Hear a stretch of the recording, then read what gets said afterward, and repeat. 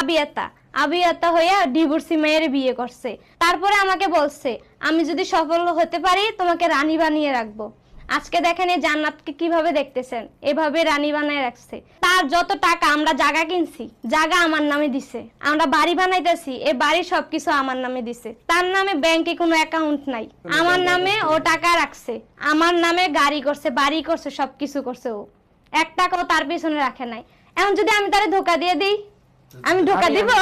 আমি জানি তুমি ধোকা দিবা না আমারে, অনেকে দেয় কিন্তু এ দিবে না। দেখেন আমি কিন্তু এখন সবকিছু দেখি, ফেসবুকে দেখতেছি, সব জায়গায় দেখতেছি, অনলাইনে দেখতেছি কি পরিমাণ বেইমানি করতেছে নারীরা। স্বামী টাকা নিয়ে চলে যেতেছে আরেকটা ছেলের সাথে, হ্যাঁ, তারপরে দেখেন আমি কিন্তু ওর সব দিয়ে দিছি।